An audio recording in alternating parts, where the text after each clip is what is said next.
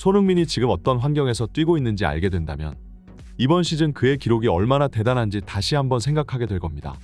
현재 토트넘의 스쿼드는 완벽하다는 평가를 받고 있죠. 하지만 이것은 큰 착각입니다.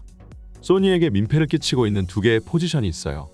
최근 손흥민은 누구도 부정할 수 없는 리그 최고의 활약을 보이고 있습니다. 각종 언론 매체에서 손흥민의 이름을 안 찾아보기가 힘들고 주장과 동시에 팀의 핵심 공격수 역할을 동시에 소화하면서 토트넘의 10경기 무패 행진을 돕고 있는 손흥민은 유럽 축구계 최대의 관심사인데요. 지난 시즌과 완전히 달라진 토트넘의 모습에 많은 팬들과 전문가들은 마침내 토트넘이 손흥민의 발목을 붙잡지 않을 정도로 강해졌다는 평을 내리고 있습니다. 특히 포스테코글루 감독 이후 토트넘은 리그에서 가장 젊은 팀으로 거듭났고 뛰어난 체력을 바탕으로 한 역동적인 압박 축구는 현재 프리미어 리그의 우승 판도에 파란을 불러일으키고 있는데요. 우리는 모두 손흥민의 활약상에만 집중하고 있지만 그 뒤에는 조력자들의 숨은 활약상이 있다는 것을 기억해야 한다. 손흥민이 마음껏 공격에 집중할 수 있는 이유는 뛰어난 수비 라인이 구축되어 있기 때문이다. 반더벤과 로메로는 리그 최고의 센터백 조합이고 토트넘의 수호신 비카리오는 중요 위기 때마다 팀을 구해내고 있다. 이처럼 후방에서 든든하게 버텨주니 손흥민은 전방에서 자신 본연의 임무에만 집중하며 골을 폭격할 수 있는 것이다. 특히 제임스 매디슨은 이번 시즌 토트넘 최고의 영입을 넘어 프리미어 리그 최고의 영입생으로 뽑혀도 손색이 없다. 이미 맨시티는 그의 재능을 꿰뚫고 있었고 진지하게 접근하였으나 토트넘이 쥐도 새도 모르게 재빠르게 일을 처리하며 먼저 매디슨 영입을 성사지었다. 이 영입이 없었다면 지금 토트넘의 무패 행진은 없었을지도 모른다. 특히 매디슨과 손흥민의 2대1 패스 플레이는 이번 시즌 수많은 상대 수비수들을 좌절케 만들었다. 손흥민은 여전히 훌륭하다. 그리고 토트넘의 선수단은 더 이상 손흥민의 약점이 아니다. 이들의 돌풍은 시즌이 끝날 때까지 이어질 것이다. 이처럼 많은 전문가들은 이번 시즌 토트넘의 상승세에는 손흥민의 활약상과 더불어 토트넘 스쿼드의 전체적인 퀄리티가 높아졌다는 것을 강조했는데요. 지난 몇 년간 손흥민의 팀 동료들 특히 후방 수비진은 계속해서 손흥민의 커리어를 망쳐왔고 아무리 전방에서 골을 벌어줘도 에릭 다이어를 필두로 한 후방의 처참한 수비 능력은 곧바로 실점을 헌납하기 일쑤였습니다.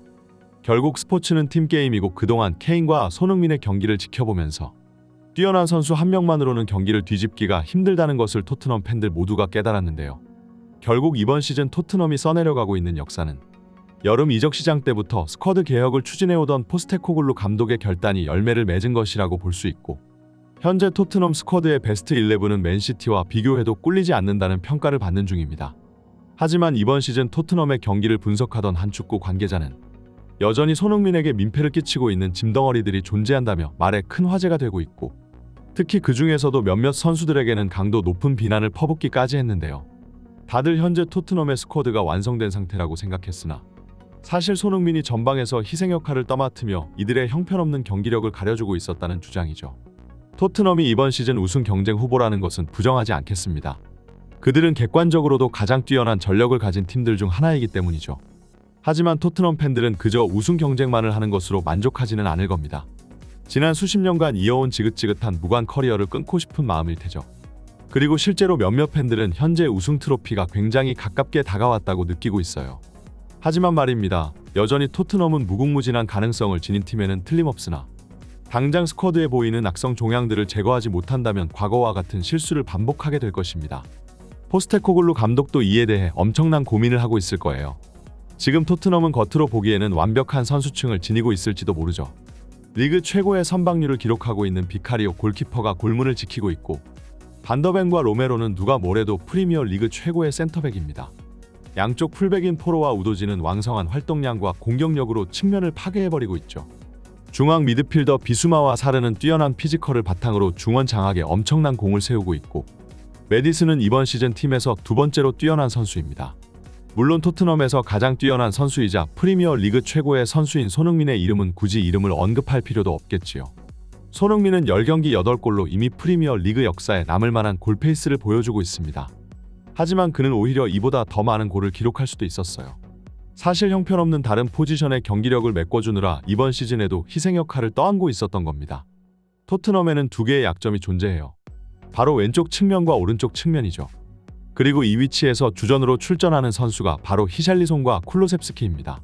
이번 시즌 토트넘의 모든 선수들이 발전한 모습을 보여주고 있는 것에 비해 이 두 선수는 오히려 퇴보의 길을 걷고 있습니다. 하지만 오히려 히샬리송은 퇴보가 아닐지도 모르겠군요. 그는 항상 한결같이 형편없었기 때문이죠. 저번 시즌 쿨루셉스키가 보여준 뛰어난 활약상은 토트넘이 선택 이적 옵션을 발동시키게 된 가장 큰 이유였습니다. 하지만 임대 신분에서 완전한 토트넘 선수로 영입되자 그의 경기력은 밑바닥을 치고 있어요. 예전과 같은 날카로움은 없고 측면에서 무의미한 백패스만 하고 있죠. 사실 최전방 3톱 중 2명이 제대로 된 활약을 해주지 못한다는 건 엄청난 치명타입니다. 원래는 공격력이 반토막 나야 정상이에요. 하지만 손흥민이 지금까지 이들의 경기력을 가려주고 있었습니다. 원샷 원킬이라는 별명을 가지고 있는 손흥민은 시야에서 한번 놓치는 순간 그의 양발킥이 골문을 꿰뚫죠. 그렇기 때문에 상대 감독은 항상 손흥민에 대한 맨마킹을 최소 2명 이상 붙여놓습니다. 그리고 손흥민이 공이라도 붙잡게 된다며 거의 3-4명이 넘는 선수들이 달려들죠. 하지만 손흥민이 위치한 중앙 포지션 이렇게 많은 수비수가 몰린다는 것은 그만큼 상대적으로 측면 쪽은 더욱 공간이 생긴다는 뜻입니다. 게다가 손흥민은 연계 능력까지 가진 컴플리트 포워드이기 때문에 이들의 압박 속에 공을 지켜낸 뒤 측면으로의 패스 전환까지 가능한 선수이죠. 그러나 히샬리송과 쿨루셉은 그 넓은 공간을 마주하고도 아무것도 만들어내지 못하고 있습니다. 손흥민이 스스로를 희생하면서까지 공격수가 활약할 수 있는 최고의 환경을 만들어줬음에도 불구하고 그들은 아무것도 하지 못했어요. 쿨루셉스키는 고작 리그 2골이고 히샬리송은 1골이에요. 이들의 시즌 최고 활약은 셰필드전 극적인 승리를 만들어냈다는 것밖에 없습니다. 사실 그 경기 덕분에 아직까지도 비난에 덜 직면하고 있는 것이죠. 하지만 이 선수들은 조만간 토트넘에게 최대의 약점으로 다가올 겁니다. 벤치에 브레넌 존슨과 브리안 힐이 있지만 이들은 아직 검증되지 않은 선수들이죠. 토트넘은 여전히 겨울 이적 시장에서 보강이 필요하다고 봐요. 게다가 1월달에 손흥민이 아시안컵을 위해서 차출당하고 사르와 비수마도 네이션스컵으로 끌려가기 때문이죠. 사실상 지금 토트넘 최전방에 있는 3명의 역할분을 손흥민 혼자서 끌어안고 있다 해도 과언이 아닙니다. 양쪽 날개에 더 뛰어난 선수들이 포진되어 있고 손흥민이 지금보다도 더 공격 임무에만 집중할 수 있었다면 홀란드의 골 기록을 진작에 뛰어넘었을 거예요. 이번 시즌 토트넘의 모든 선수단이 완벽한 경기력을 각각 맡은 역할을 잘 수행하는 줄 알고 있었으나 실상은 정반대였다는 전문가의 분석 내용인데요. 여전히 손흥민이 혼자서 끌어안고 있는 부분이 많고 현재까지는 3명분의 역할을 메꾸고 있으나 날이 갈수록 상대 팀의 대응 전술은 더욱 치밀해질 것이고 손흥민도 강한 압박 속에서 고전하며 체력적으로 부침이 오는 시기가 찾아올 것이기 때문에 토트넘이 계속해서 우승 경쟁을 이어나가기 위해서는 바로 토트넘의 약점 포지션 문제를 해결해야 한다는 점이죠. 결국 토트넘이 기대해 볼 만한 것은 3가지인데요. 첫째는 쿨루셉과 히샬리송이 지금보다 더 발전하며 마침내 1인분 역할을 해내는 것이고, 두 번째는 벤치에 있는 어린 자원들 브레넌 존슨과 같은 선수들의 성장세를 기대해 볼 수도 있습니다.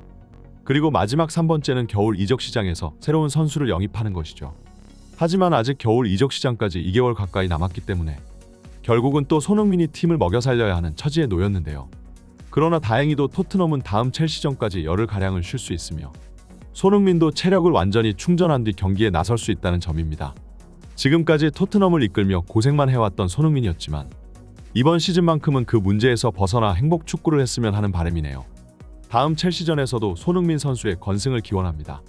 이번 영상은 여기까지입니다. 지금까지 풋볼 랭킹이었습니다. 좋아요와 구독은 영상 제작에 큰 힘이 됩니다. 감사합니다.